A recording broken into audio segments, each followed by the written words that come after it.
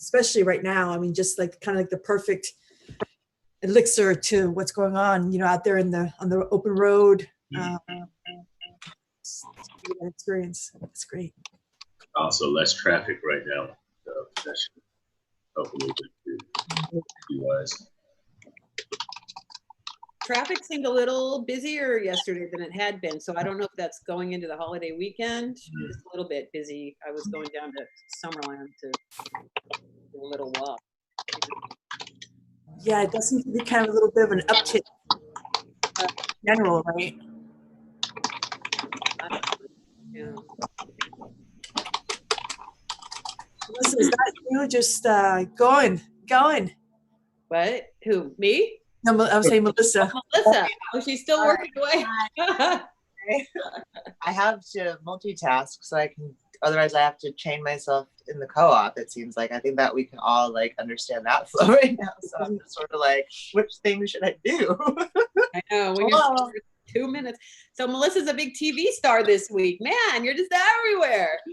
Was that the KSBY or was that KUYT? It was KUYT that came. They saw the. Sorry, of course. I also forgot my earbuds today, so I'm gonna be a little weird with workers. But yeah, they saw the indie story actually, which was pretty cool, and they ended up wanting to follow up from that story and like go a little bit more in. So Ryan came over and they want to come and do it again, and like it's been amazing. Of course, the web cart, our server is dying, so we had a really critical technology issue this week. So all the media happened. That's like very classic co-op. We get all this positive attention and then like, cataclysmic, like probably the most stressful piece of equipment besides like a condensing unit going down is what happened. So we're just like, great, of course this is happening. So, but yeah, it was a good news story. That's awesome. Should we wait a few minutes for more folks to call? I mean, I see law enforcement, which selfishly is like my number one priority right now. So. And it feels like it was many days ago already. I know, right? And Gina, I know, is on maternity leave, so I don't know if anybody is going to call from the county anyway. I have a little update that just came out in the news release. I don't know if anyone saw it, and I haven't even opened it yet, but it looks like Santa Barbara got approved to reopen, the accelerated phase 2. That seemed like it was going to be inevitable with how it was being presented. It makes sense, right? I think.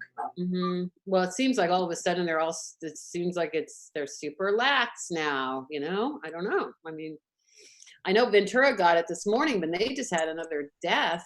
And yeah, our cases are pretty low now that they separated it from the prison, I guess. So it's it's a very complicated, very interesting, very layered issue. And it's like the path that we're choosing is like the outcome of not being prepared for the situation. And like people will die as the result. And it's sort of like we've made that. It's almost like that is the decision that's been made. You see it in the South happening right now. Like my boyfriend just drove to Texas and he was like, wow, I feel like I'm being laughed at because I'm wearing a mask. Like nobody in New Mexico or Texas, anywhere he stopped, was wearing a mask. Like full, like no social distance. Restaurants in Austin are open.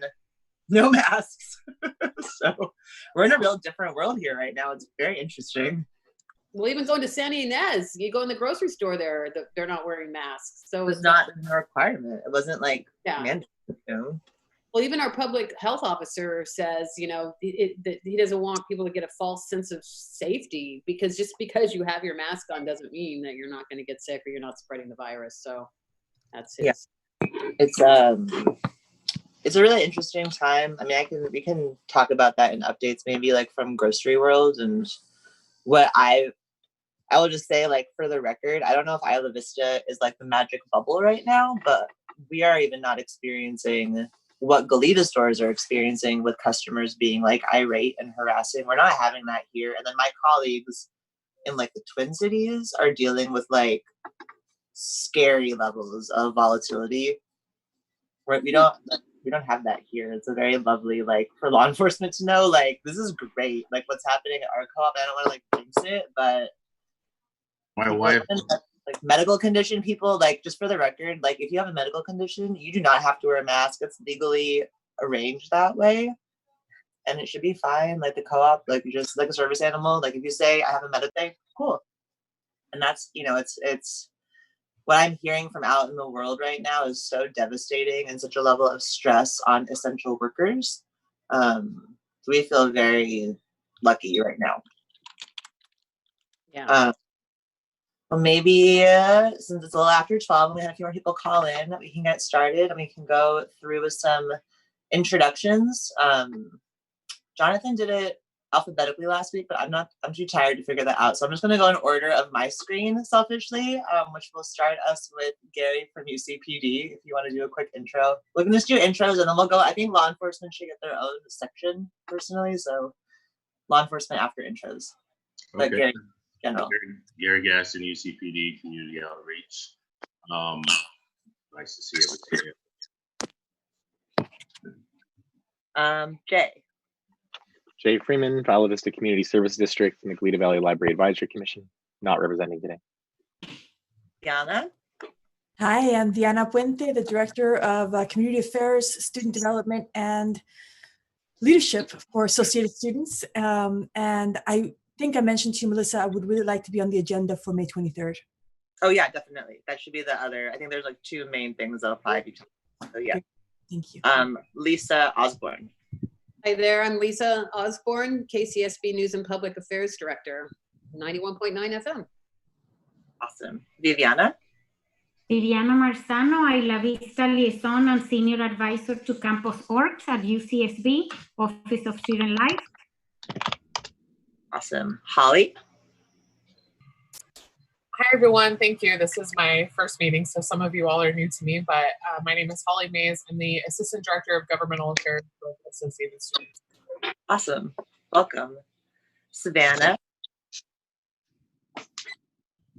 Hi, I'm just going along with the Associated Students train. I represent the Pardall Center program and UCIB.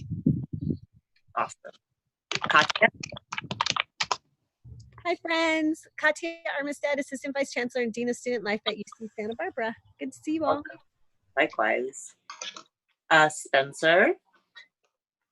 Sorry, for those that I'm going in order of my screen, so it'll be a surprise for some people. Sorry. No worries. Hi, everyone. Spencer Brandt, President of the IVCN. Glad to be here. Welcome. Derek.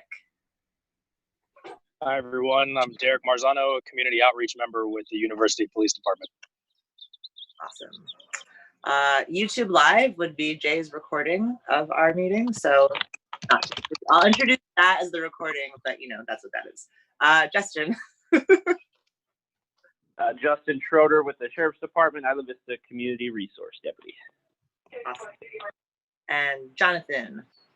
Hey, everybody. Jonathan Abood, General Manager for the Community Service District.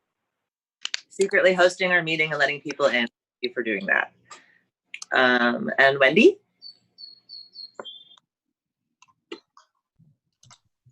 Hi, everyone. This is Wendy from CSS. And Lisa from the co-op. Hi, this is the other Lisa O. I serve on the Food Co-op Board of Directors. Yay. And Luis. Hi, this is Luis Valerio, the Recreation Coordinator for the Isla Vista Recreation and Park District. Awesome. Bianca. Hi, everyone. Bianca Orozco with Standing Together to End Sexual Assault. Great. And Mariam. Hi, I'm student staff at the Pardall Center. Awesome. And Hi, I'm Ash. I'm a community member. Your screenshot is amazing. And Jeremy? Jeremy, psychologist in the community, volunteer with Food Not Bombs and Food Co-op board member. Newly seated Food Co-op board member as of yesterday. Congratulations. Woohoo. And then there's a secret person who's just a phone number. If you want to reveal yourself, you can, or you can not. No, it's Margaret Cologne, Vice Chancellor for Student Affairs, not secret. Hi, Margaret. Not a secret. Hi. Thank you for calling in. Okay. You got Rodney as well, Melissa. Say again. You got Rodney on as well. Oh, and Rodney, hello. I just saw you pop up. Do an intro. Hi. Hello. Rodney Gould, the Associated Students Isla Vista Community Advisor. Awesome. Did I miss anyone else? We're all here. Amazing. Okay, so in terms of agenda, I was thinking it might be cool to check in with law enforcement because there's been some things happening, and then we could jump over to beloved community and May 23rd. Does that sound good to everyone? And then we can go into more general announcements. Good flow? Awesome. So sorry. Could I get a second checker to the It's front, gonna please? Second be a checker little to bit the like front, that. please. Forgot my Thank you. buds. So why don't we start with law enforcement? There's been, at least for me, I would love to hear a little bit more about the mirror bus situation if possible. It's been something that's rattled some of us pretty big at the co-op and the community, and then any other updates would be fantastic. So I'll take it away to law enforcement. Whoever wants to go, I don't know. Sure, I'll do mirror bus, and then I'll give it over to Gary for any other update. Okay. So yes, I would imagine looking at the screen, most of you on the call are aware or have heard or have seen some posts about this so-called mirror bus. It's a black, red, gray, creepy looking bus that's been in Isla Vista for a little while now. I can't go over all the details. The investigation is still ongoing, and so we don't release details of ongoing investigations. I know in this group and other groups, that's kind of been a point of contention, and we're trying to fix that a little bit, but such is the nature of police work sometimes. But I'll tell you what I can. So this guy, Zachary Coughlin, popped up on our radar probably about a month ago. At that time, he was just kind of a little bit of a strange guy hanging out around Isla Vista in that bus, making people feel a little bit uncomfortable, but not really doing anything illegal at that time. We were keeping an eye on him here at the Foot Patrol, but it hadn't gotten too intense yet. Starting about 2 weeks ago is when he really started kind of posting some more concerning things. At that time, our intel unit got involved. They started tracking his social media and doing what we call a threat assessment. So that involved digging into his past a little bit, going over his criminal record, contacting other law enforcement agencies in this state and out of state to kind of get a better picture of what we were dealing with. At that point, he still hadn't done anything that warranted an arrest, so they just continued monitoring his activity. About 3 to 4 days after that, our behavioral sciences unit and crisis intervention team got involved. They went out there and did a mental health assessment on the gentleman. In that time frame, we're talking about a week ago, 3 different law enforcement reports were generated due to his strange behavior. And then, as you all know, a couple of days ago is when he really kind of spiraled out of control and started stalking one female in particular that he had met in the Los Angeles area, but tracked her up here to Isla Vista and was both physically stalking her and cyber stalking her. And so those are the charges he was arrested on. There are going to be other charges filed on him. Those I can't discuss at the moment. They're being worked by our intel unit, and those additional charges will be filed probably here in the next week or so. After his arrest, the mirror bus was towed. Prior to the tow, it was searched. Nothing illegal was found. There were no weapons found, which is a good thing. He does not have any weapons registered to him, and he has no hard physical home address to search. And so we're fairly confident, especially after talking with other agencies, that he is not in possession of any weapons, especially firearms. Of course, the question is going to be what's going to happen after this. He likely will be released at some point, just due to the legal system. He probably will be released prior to his trial. We hope, and from what we've seen from other arrests prior in Nevada and in Southern California, is after he's arrested, he kind of moves on to the next location. he doesn't really like being well known to law enforcement. He doesn't mind law enforcement, but just doesn't really want to be on our radar. And so we anticipate him moving on. If not, we are seeking through the court system to potentially have a condition of his release be that he stays away from the Isla Vista area, just due to his comments involving shooting. So that's where we're at. I can't give you much more than that, but I can answer some questions if you have them.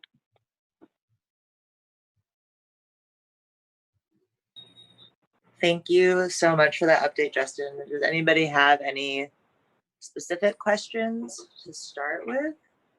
I have a question. So it kind of sounds like from what you've just told us that this is just a coincidental that it's happening close to May 23rd. It seemed like there were some similarities in some of the sheriff's report that came out between this person and the Isla Vista shooter.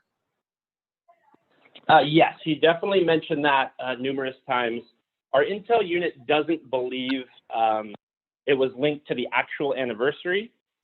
He's made similar posts in the past in the Los Angeles, San Diego, and Nevada areas during his prior arrests, and he mentioned the incident, but it wasn't near the anniversary. So they don't think it's linked to that date in particular, but of course that's a chance, but they don't believe it is. I mean, it's more just that, you know, reading some of the stuff, which I unfortunately went down his rabbit hole a little bit, and I was seeing some posts that were like call to action oriented. And I'm wondering how seriously law enforcement or investigators are taking those types of posts that he made, where he was like, maybe he's not somebody that would do something, but he's calling in like support from the squad of like terrible humans. Is that something that's being like tracked? I don't want to be like a fear monger or like over concerned, but of course, obviously with the timing of everything, and it's scary.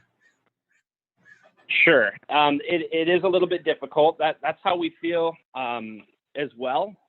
We don't think that this guy was going to be the guy to do it, but like you said, it was kind of like, hey, everybody, let's get this thing going. So it is being monitored. What we're doing basically is our intel guys are able to kind of do I won't go into too much, but they're looking for any kind of social media posts that have certain language in them, and they're able to kind of track that. And so if somebody were to post something like, oh yes, I'm in, sign me up, and use specific language in that post, our intel guys are able to grab that and start looking into that particular individual. So as of right now, I've been told that they looked into 2 different posts that both turned out to be nothing. One was a younger kid who just happened to cross it and decided to reply, but absolutely had no means. I think he was 12 years old. And the other one also turned up false. So they are trying to kind of monitor that. Like you kind of mentioned, we don't really want to be Big Brother out here and look into everybody all the time. But this is a concerning one, so they are keeping a lid on it. Of course, things do slip through the cracks. We can't monitor everybody's social media and track everybody, but we are trying to make sure that nobody's joining in on his plan.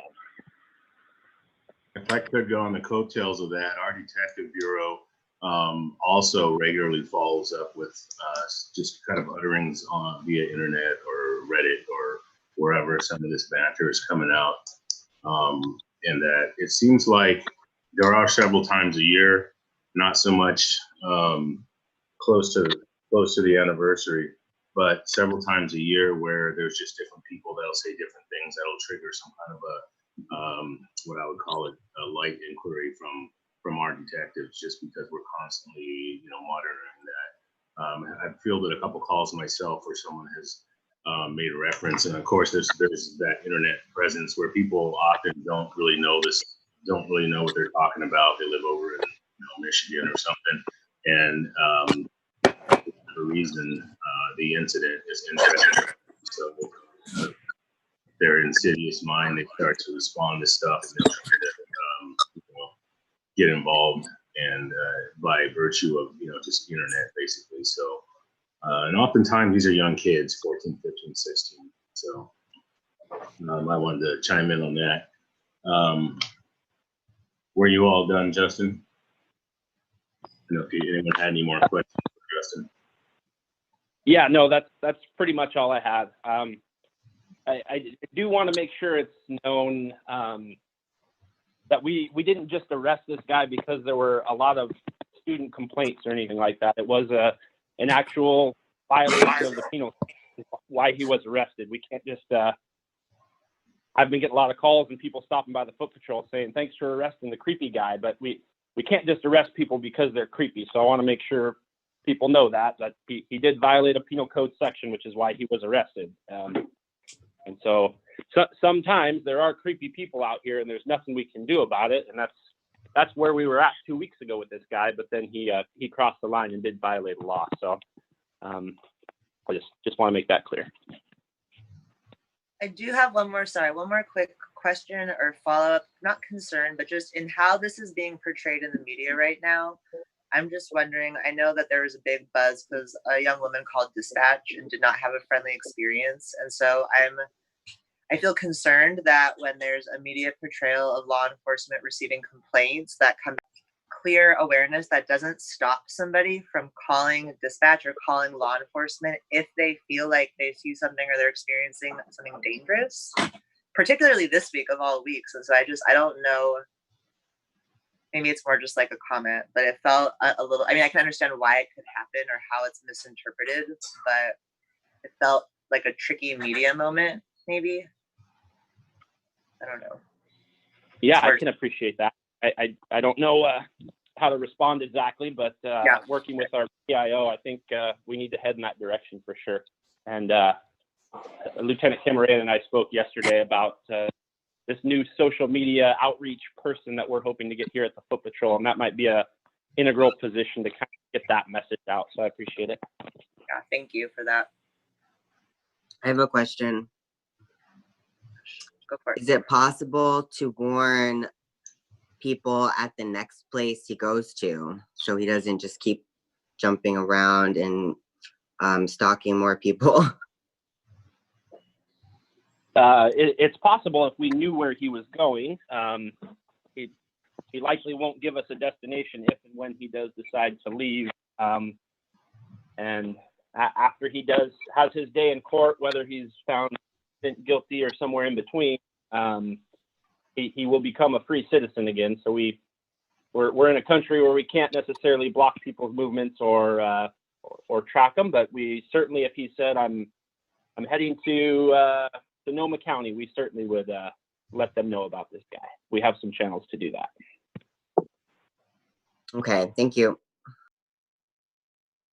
This is Jeremy Rourke. I also had a kind of follow-up question based on Ash's question also. Are there just kind of in some ways just a general question regarding law enforcement in general? Is it, given the coronavirus situation and difficulty in housing at least nonviolent criminals these days, is there expanded use of things like trackers, like ankle devices and things like that? Would those possibly be used prior to a conviction, or are those only used still in parole situations? I'm wondering if there's any expanded use of that type of thing. Yeah, they can be used in both. We do have monitoring pre-trial, and then also as a probation or parole term, they may be monitored. There has been a slightly expanded use of the program. However, they kind of hit a max ceiling of how many how many actual devices they have, and then B, the staffing to monitor that many people on the devices. So there has been a shift. I believe we moved 2 bodies over to that unit. It's slipping my mind what they call themselves out there, the electronic monitoring unit. And so, yes, it is being used. I wouldn't say there's been a huge expansion. There's been a slight expansion of the use. And maybe this is a good candidate for that. So we'll look into it. Thank you. Any other questions for Justin? Justin, I've got a question for you. So in the process of making this arrest, my understanding, you guys used the CIT crisis intervention team. Can you speak to that at all? I don't believe they were used in the actual arrest. That team was out here in IV with myself actually, and went and contacted the individual before the arrest, but they weren't used during the actual physical arrest part. That was done by the Foot Patrol units along with our intel and narcotic units.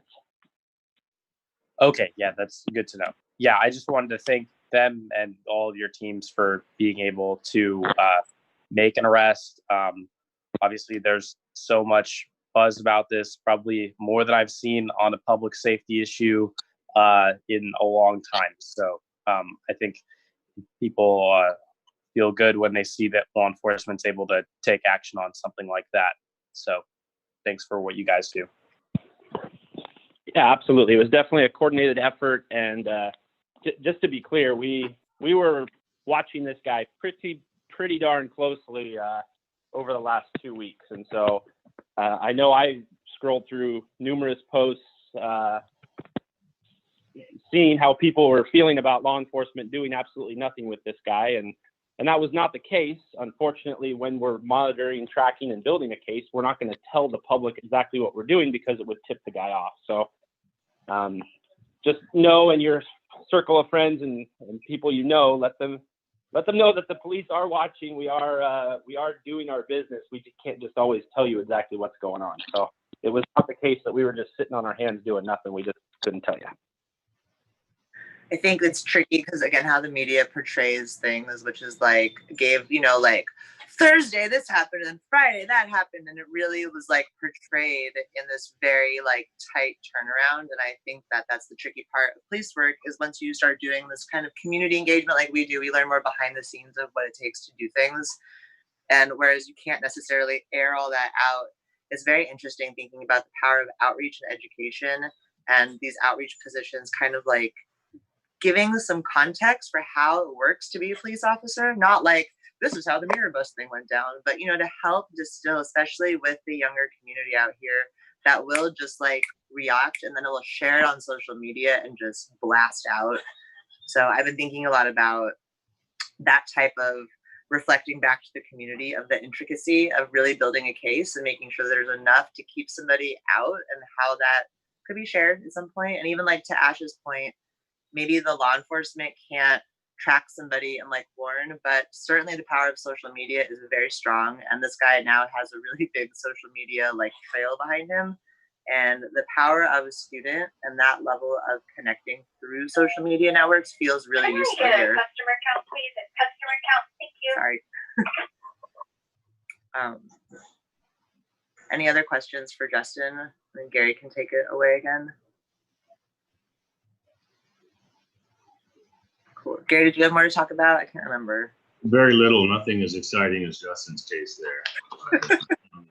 That may be a good thing ultimately. Just an update. All of us out here, we're maintaining our patrol numbers. As you know, we increased the amount of people on patrol so that we are really kind of defending the property, making sure that people aren't coming over and stealing a lot of stuff and so forth and so on. We're also looking at, as far as the community outreach team goes, looking at putting some of our orientation programs via Zoom, and someone even pitched an idea of doing like a parent social via Zoom. So we're looking at trying to, due to the COVID-19 provisions, do something that we can still do our community outreach virtually. Still a lot of action going on in Coal Oil Point. We're starting to see more students kind of hanging out there on occasion. And it's kind of hard to tell. I've been interacting with them. My team's very good about interacting with people from an educational standpoint, just reminding them of the social distancing and stuff. We are seeing more numbers where you can't tell if the people actually live together. It's kind of pointless telling them to not sit next to each other while they're on the beach. So that's kind of been the game. 7 or so people come out, you start talking with them, and quite frequently they'll tell you, oh, we're all roommates anyway. So we just talk a little bit and make it a PR contact essentially. Also on the fence, as July is oftentimes a big training time for us. We start putting together classes and soliciting trainers to come out and do different trainings during the summer month. And it's a week long where half the team comes off patrol, does training, the other half goes back to patrol and covers so that the half of the team can receive the training and do our yearly kind of re-ups on certain trainings. So we're looking at potentially doing that also via virtually and looking at how that looks like and everything. So other than that, I think I would say business as usual.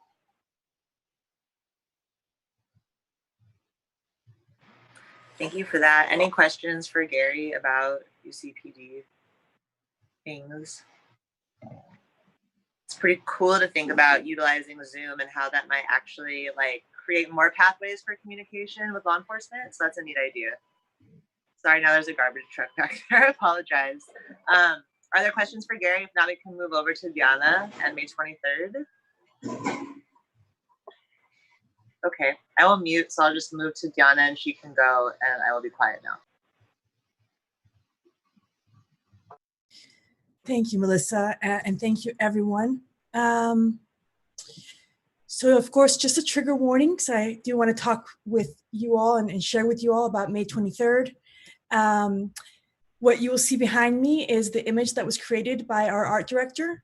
This is a Zoom image that we are going to be offering to everybody if you would like to put it in your backgrounds for the next few days. But I'll just talk with us about everything that's happening. But before starting with any of that, I wanted to just see if it was okay with you all if we just kind of took a moment of silence together, since this is really the one opportunity I think that we will all have together before May 23rd.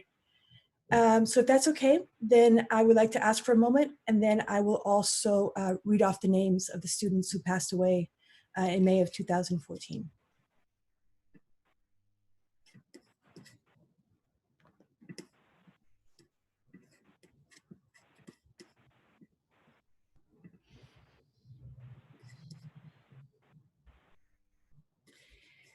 In loving memory of George Chen, Catherine Brianne Cooper, Cheng Yuan James Hong, Christopher Ross Michaels Martinez, Wei Han David Wang, Veronica Elizabeth Weiss.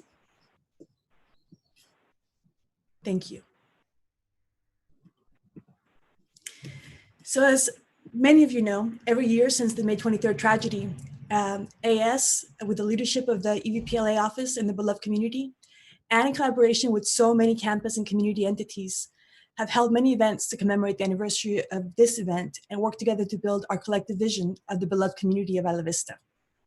This year, due to the new realities that we're facing due to the COVID-19 pandemic, we will not be organizing a community vigil for the anniversary of the Isla Vista tragedy. But we do want to hold a physical space where our community can honor the lives that were lost, and we're also planning to have an online presence. And so on Saturday, May 23rd, we encourage you to visit the Isla Vista Love and Remembrance Garden anytime during the day. We will not be holding a gathering, but we are inviting folks to drop by at their convenience. And if you're so moved, we ask that you consider bringing a flower or some other offering to be left on the benches. We've been working with Kim Akinoa and the Office of the Dean of Students, and they will also be putting up pictures of the students on those benches. And we'll have electric lights available for anyone that would like to light one in their memory. The Ivy Recreation and Park District staff have lovingly prepared the garden for visitors, and while visiting, we ask that everyone practice social distancing and that they take care of our beloved garden. We have also launched an AS May 23rd memorial page on the AS website, and I will share the link to that website right now. We are still doing some final changes to that website, but I do want to share that with you now. So the link to it is attached. On the site, we invite our community to share their images and stories on the page, to read the message from the UCSB Chancellor Henry Yang commemorating this anniversary. We also invite you to view the digital display of the memorial boards that were created in 2014 to honor the students who passed away. The display is accompanied by narrative from AS staff describing the community grieving and healing process that resulted in the creation of those memorial boards. We also have an Ivy Strong photo gallery on that page. And we will have there the downloads for the Zoom background that I'm using right now, as well as a Facebook cover photo. And we are encouraging you, if you would like to use them, we will have those up a little bit later this afternoon. But to please consider using them, especially between May 21st, so beginning today, through May 27th, in order for us to commemorate the anniversary. And we also encourage you to visit the website created by the Office of the Dean of Students at UCSB. And I can provide you with that link as well. This website, and I'm sure that I think Kim will probably speak to it, it provides a lot of information also regarding May 23rd, and especially information about each of the 6 students that were lost, and a lot of other really great information. We will be creating an online flyer to cross-link all these various efforts together so that we can share that with the community at large. And so I just wanted to share that information with you in honor of the lives that we lost and those forever impacted by this tragedy. We continue to build the beloved community.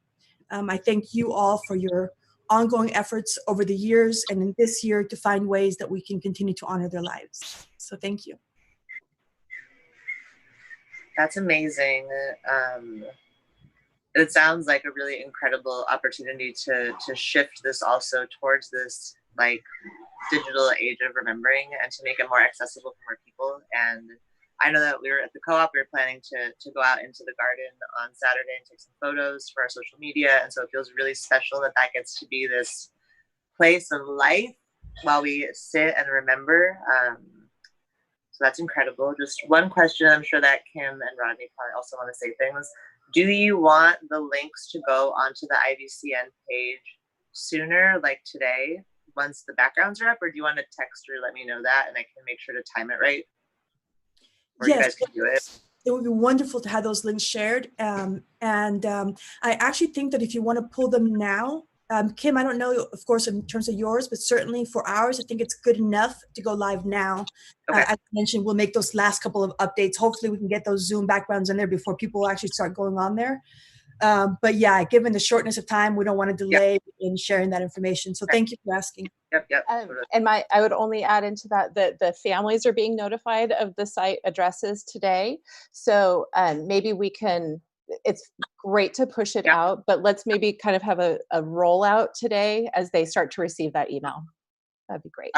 That sounds great. I'm happy to support it. I mean, Donna can post or I can post because then you guys are busy. Just either email me or text and then I'll know that it's ready and then I can push it out that way. That feels good. Amazing. Any questions for Kim or Diana about any of these really special events?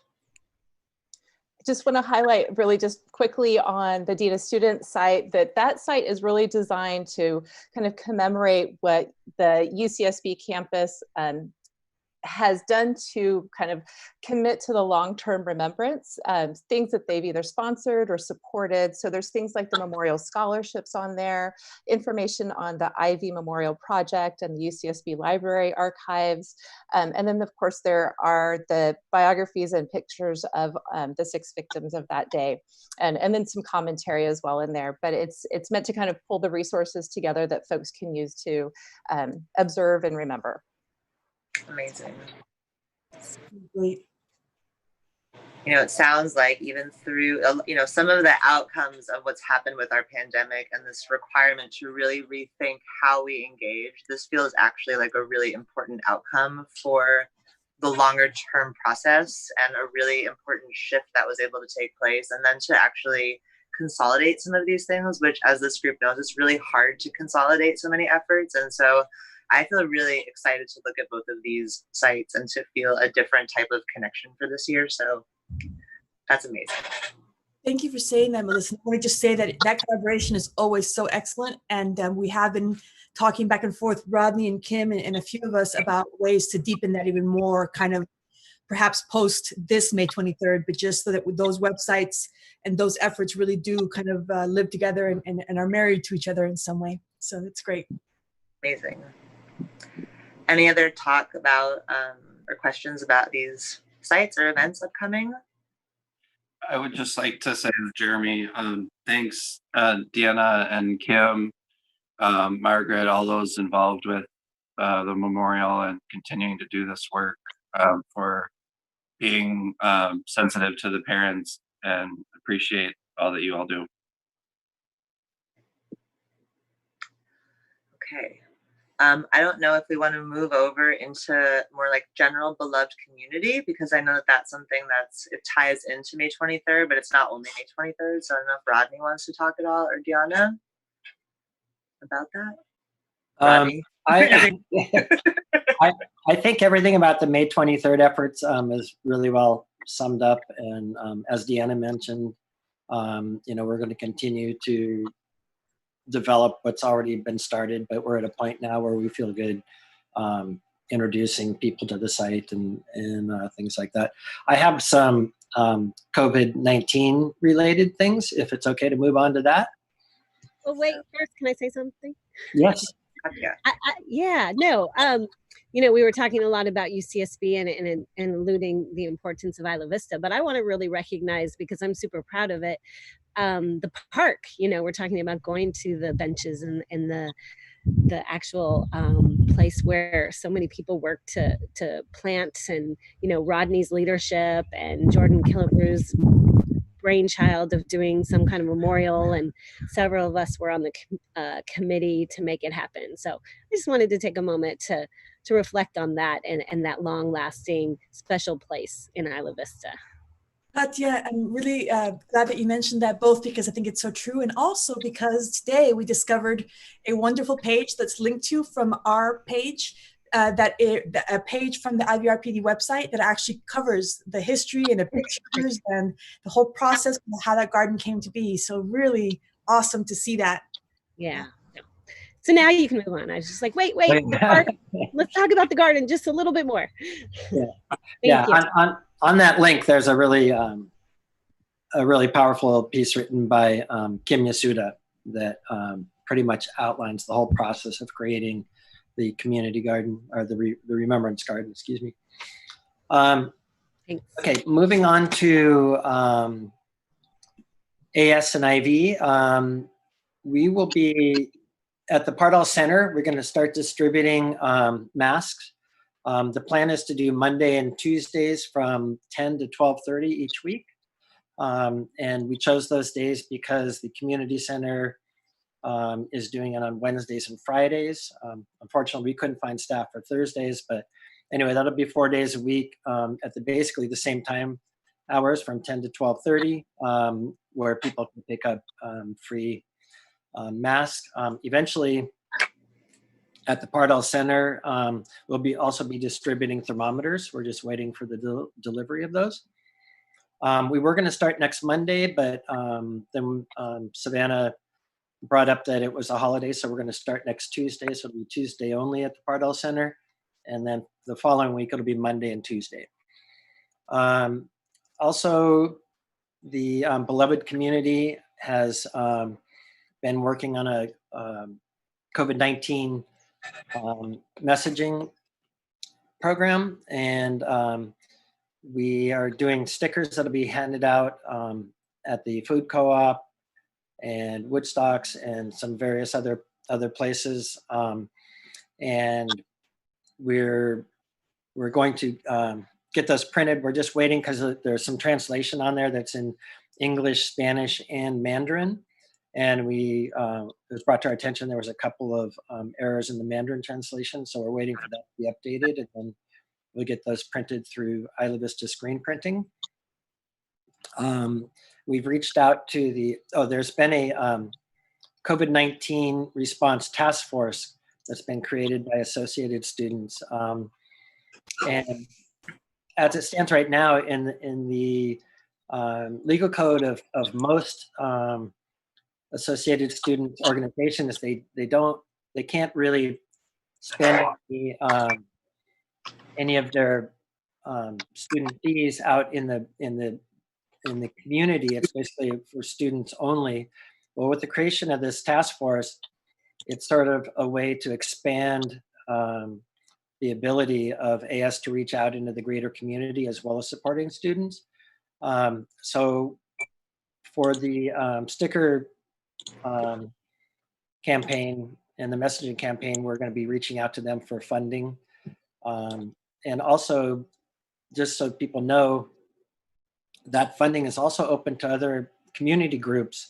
For instance, I'm working with somebody from the I Live Vista Tenants Union who wants to sponsor something for Food Not Bombs. And the thing is, if you're an outside organization, not affiliated with the university, you just need to find an AS entity that will sponsor your request for funding for a project. Of course, the projects have to be approved by the committee, but there is potential for funding outside organizations, which is really great news at this time. Also, the Beloved Community has put together a public service announcement messaging campaign, generally known as PSAs. And for anybody who's not aware of what that is, it's essentially it's community service provided by the radio station, so it's sort of unpaid advertising. Anyway, these messages are really amazing. They started airing last night, and they'll be airing for the unknown future. Yes, Deanna? I think Lisa has one available if we want to play it for folks. Yeah, everyone get your tissues. You guys are so funny. That is the most, I think it's really cool. It was really fun kind of pulling together the different voices. So I'll just play this one. It's 74 seconds here. It's can you hear it? Yeah. Stay strong, Isla Vista. Stay home. 坚强 IV 坚持在家 Sigamos fuerte, Isla Vista.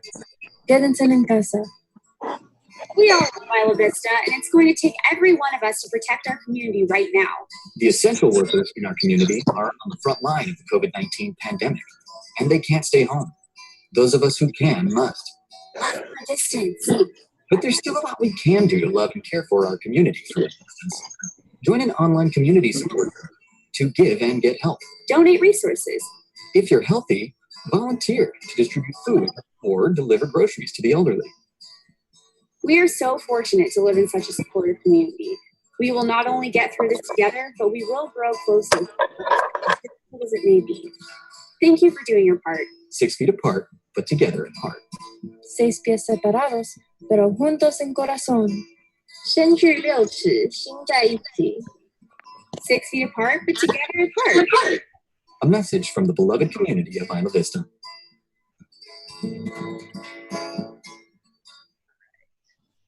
That was amazing.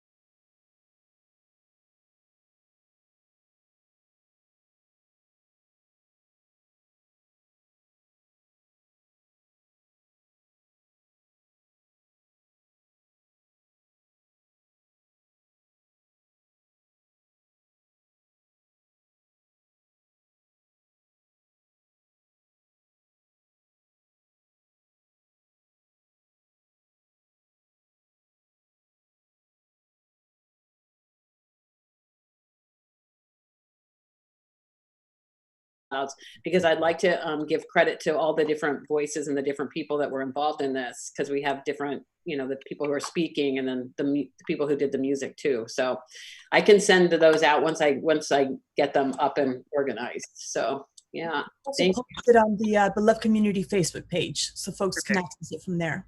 Mm-hmm. Is there any plan to do like visual ones as well, or will they all be audio?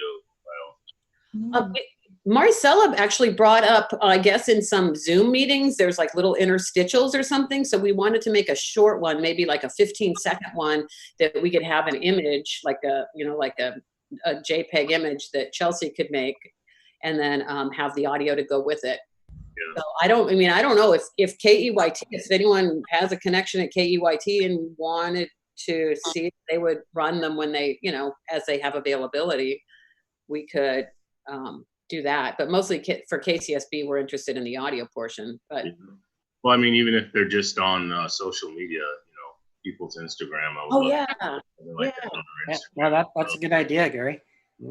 yeah, because we do have really cute little graphics, that the stickers that go along with this. So I don't know if we can do full video, but we can have some kind of a video. That would be fun. Well, I have a Derek on my team, so if I can be of assistance, or I should say we should be of assistance since I'm volunteering, and let us know. Be Okay. happy to help out. So if we gave you the images and the audio, you could kind of build something. Maybe do some editing, and if you have video images.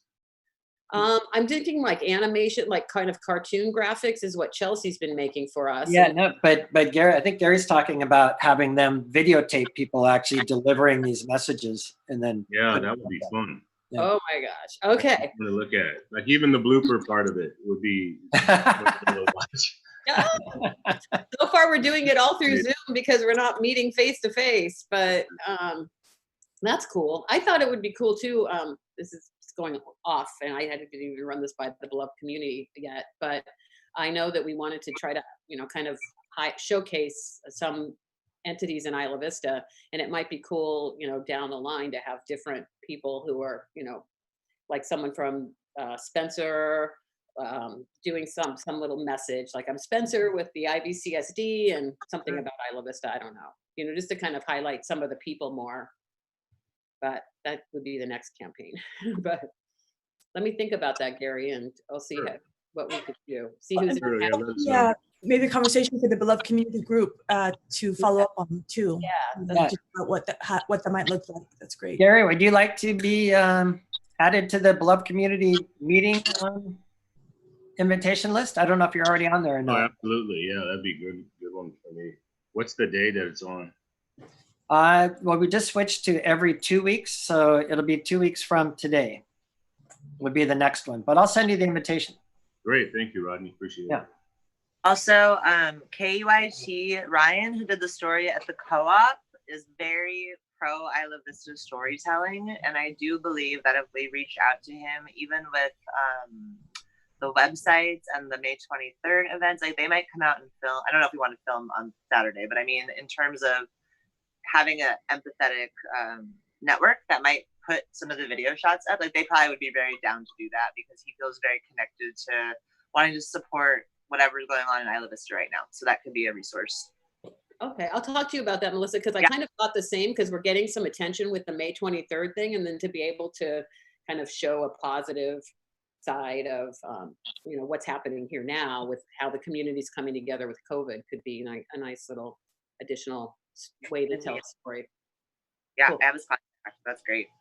I did find a cute little part with some of the people that are on this call. Can I just play that little tiny part right here? Yeah. Physically healthy. Yeah. Remember, social. Did someone say wait? Okay. Doesn't mean isolation. We encourage you to get creative and stay connected with your friends. It doesn't mean isolation. Oh, sorry. 6 feet apart but at heart. 6 feet apart but together at heart. Yay! I said it. 6 pies separados pero juntos en corazón. 身距6尺，心在一起。 All right, so that was it. That was the funny, cute little kid part. Very cute. Well, that was all I had for AS. Thank you. Perfect.